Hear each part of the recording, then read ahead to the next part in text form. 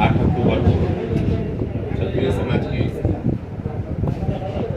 जितने बिहार के क्षत्रिय समाज हम लोगों ने फैसला किया आपस में मिलकर कि सभी समाज के लोग इकट्ठे हो रहे हैं, तो क्षत्रिय समाज भी वहाँ इकट्ठा होंगे हम लोग।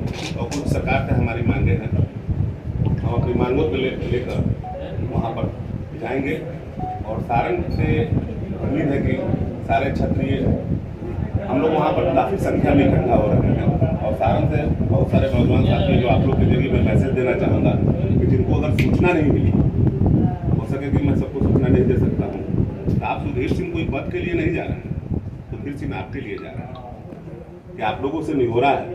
50 लाख के समाज का लोग है, तो निश्चित है कि जो हमारे नेता आ रहे हैं, महिपाल सिंह मकराना जी आ रहे हैं, काफ़ी ऐसे लोग हैं जो क्षत्रिय समाज के बिहार से अमित प्रदेश अध्यक्ष जो है अमित कुंवर सिंह जी है, विशाल है, रोहित कुंवर है, बहुत सारे ऐसे मुखियागण हैं जो प्रतिनिधि हैं। गोपालगंज जिला में 70 मुखियागण जो क्षत्रिय समाज से, सिवान में भी ऐसी संख्या है। तो हम लोग चाहते हैं कि हो सके कि कुछ क्षत्रिय समाज के लोगों को सुधीर सिंह पसंद नहीं है, तो मेरे पसंद की चिंता मत कीजिए। अगर आपको लगता है कि मैं पसंद नहीं हूँ, तो आप मेरे लिए नहीं, आप अपने लिए जाइए। आपको लगता है कि हाँ मुझे वहाँ जाना चाहिए, तो वहाँ जरूर जाना चाहिए, क्योंकि हमारे पूर्वज जो थे वो कुछ बलिदान और त्याग और समर्पण उनका था, तो आज उनकी बात हम करते हैं। तो आने वाले दिनों के लिए हम लोग अपने जनरेशन के लिए क्या करेंगे, आज सोचने का समय है। और क्षत्रिय समाज शुरू से ही बलिदानी और त्यागी है और त्याग रहा है। मैंने एक बात कहा था, मैं एक चीज आप लोगों को पढ़ के सुनाना चाहूंगा। निश्चित है कि मैं इसको पढ़ के आप लोगों के बीच में कहना चाहूंगा। लोग कहते हैं कि ठाकुर का कुआं, ठाकुर का क्या क्या कहते हैं। लोग कहते हैं कि ठाकुर का कुआं, लेकिन ठाकुर के लोग सिर्फ अवगुण क्यों गाते हैं? कुछ चंद लोग जो अपने स्वार्थ के लिए जी रहे हैं, जो समाज को बांटना चाहते हैं, जो समाज को एकत्रित नहीं रहना देना चाहते हैं, वही ये बात को कहते हैं, जो पर्सनल कहते हैं। और पर्सनल कहने के चक्कर में नौजवान भटक जाते हैं, वो आपस में सोशल मीडिया पे लड़ने लगते हैं कि मैं ये, तो मैं फलाना, तो मैं ढिमका, तो मैं ढिमका। अरे भाई, समय आ चुका है कि आप बातों को समझो। वो अपने लिए लड़ रहे हैं, आपके लिए नहीं लड़ रहे हैं। आपके लिए कौन लड़ रहा है, उसके लिए आप लोग लड़ो। आपको आगे बढ़ाने के लिए कौन आ रहा है? जब आप दुखित होते हो तो आपको पूछने कौन आ रहा है, आपके दुख में खड़ा होने कौन आ रहा है, ये चीज पर ध्यान देना जरूरी है। मनोज झा जी, आनंद मोहन जी को कोई कमी है? वो दोनों आदमी चाहे तो सोना का मुकुट खरीद सकते हैं। तो मैंने तो देखा है, हम उस परिवार से आते हैं कि मेरे बड़े पिताजी पूर्व प्रभुनाथ बाबू का त्याग, असर, समर्पण आज भी सारण में है। आज भी उन्हीं की देन है कि मेरे साथ तो मैं नौजवानों को जोड़ रहा हूँ, लेकिन जितने बुजुर्गों का आशीर्वाद मिलता है, मेरे बड़े पिताजी ने त्याग और समर्पण किया है। अगर 1% के लोग इकट्ठे होते हैं तो क्षत्रिय समाज को अगर अपना अधिकार देते हैं, तो पहले तो घर मजबूत करना चाहिए। घर के बाद बाहर निकला जाता है, बाहर के बाद पटीदार देखा जाता है, और पटीदार के बाद समाज देखा जाता है। तो हम लोग पूरे समाज को देखने की बात कर रहे हैं और पूरे समाज को ईमानदारी से देखने की बात कर रहे हैं। हम लोग सिर्फ अपने लिए नहीं लड़े। आज भी आप क्षत्रियों के जितने भी जमीन जायदाद देखिए, आज भी सभी उन्हीं लोग के पास है, गरीबों के पास है। तो हम तो जिंदगी भर गरीब को लेकर चले हैं, हम गरीब को छोड़ने कहाँ जा रहे हैं? हमारे हितैषी वो हैं, उनके हितैषी हम हैं। हम उनके बिना नहीं रह सकते, वो मेरे बिना नहीं रह सकते। तो कुछ चंद लोग मैंने कहा जो अपने स्वार्थ के, तो मैं बस उन बड़े नेताओं को यही मैसेज देना चाहूंगा कि कृपया आप समाज को ना बांटें। और मैं नौजवानों से बस हाथ जोड़ के निहोरा करूंगा कि उनके चक्कर में ना पड़े। आने वाला समय ये 2023 है, यहाँ सभी की समानता जरूरी है, सभी की भागीदारी जरूरी है, सभी का अपनापन जरूरी है।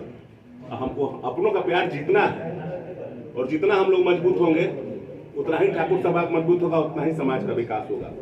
मैंने कुछ बातों लिखी हैं जो आपके सामने, ठाकुरों की वीर गाथा। ठाकुर ठाकुर सभी करते, ठाकुर ठाकुर सभी करते।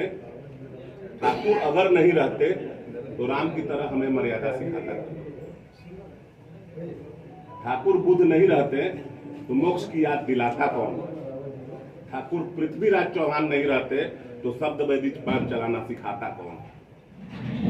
ठाकुर महाराणा प्रताप नहीं रहते तो घास की रोटी खाता कौन?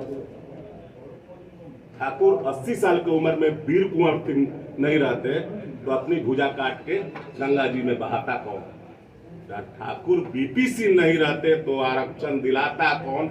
विधानसभा में, संसद में आपको पहुंचाता कौन? लगता है कि कुछ लोग फिल्म से प्रभावित हो गए, सिनेमा से प्रभावित हो गए। इतिहास पढ़िए, इतिहास में हमारी बहुत ही बलिदान और त्याग है, और यह त्याग ठाकुर समाज ने अपने लिए नहीं किया था, ठाकुर समाज में आप लोगों ने किया था, पूरे हिंदुस्तान के लिए किया था। एक एक घर से 20-20 बच्चे मारे जाते थे। क्या उन अनाथ बच्चों को आपका चेहरा नहीं दिखता है? क्यों हमारी संख्या घट गई? क्यों हमारी संख्या घट गई? कोई ना कोई रणभूमि में हम मारे गए होंगे तब ना हमारी संख्या घट गई। तो आप लोग की संख्या बढ़ गई है तो ठाकुर समाज आप लोग के लिए लड़ा है, तो आप लोग ठाकुर समाज का मदद नहीं कीजिएगा। निश्चित है कि आप लोग, मैं जनगणना सरकार के कलम के हिसाब से जनगणना हुआ है, उसके बारे में भी 2 लाइन कहना चाहूंगा। उसमें हमारी संख्या जो है 50 लाख के करीब दिखाई गई है।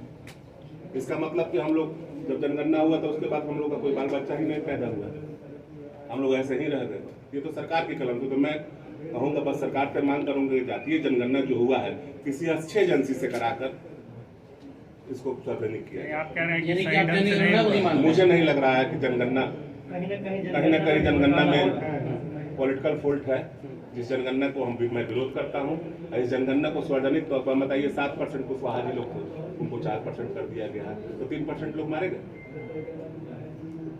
कहीं ना कहीं गलत हुआ है। तो मैं इस जनगणना को सभी समाज के लोगों से कहूंगा कि जनगणना पर ध्यान ना देकर आपसी भाईचारा और आपसी एकता को बनाए रखें, क्योंकि जो 50 लाख है वो भी हमारे लिए सम्मानित है, जो 2 करोड़ है वो भी हमारे लिए सम्मानित है। एक सवाल यहाँ ये उठता है, जिस तरीके से बिहार में जातीय व्यवस्था को खत्म करने की बात की और अब ये मुद्दा बन रहा है, तो क्या लग रहा है कि मुद्दा बनाने के लिए ये जो कि ठाकुर का कुआं छेड़ा गया था, जिसमें आप भी कूद गए हैं? देखिए, ये मनोज झा का व्यक्तिगत राय था, लेकिन मुद्दा तो बन रहा है। ये मनोज झा की कविता नहीं है, ये कविता किन्होंने ने लिखा आपको मालूम? 1981 में लिखा गया था, 1981 वाल्मीकि के द्वारा लिखा गया। वाल्मीकि जी के द्वारा लिखा गया था। तो मनोज झा तो उसको सदन में पढ़े, अब विवाद क्यों बन रहा है? और मनोज झा जब सदन में पढ़े तो आनंद मोहन जी उसको विवाद करें। मुझे तो लगता है कि पॉलिटिकल स्टंट है। कहीं ना कहीं दोनों आदमी के कोई टिकट उकट जा रहा होगा, कुछ कट उठ रहा होगा, तो आपस में लड़ रहे हैं। तो मैं आनंद मोहन जी का विरोधी नहीं, वो भी अपने जगह से। मनोज झा जी जो कह रहे हैं तो ब्राह्मण समाज इसको अपने सीने पर न ले, मनोज झा का व्यक्तिगत राय है।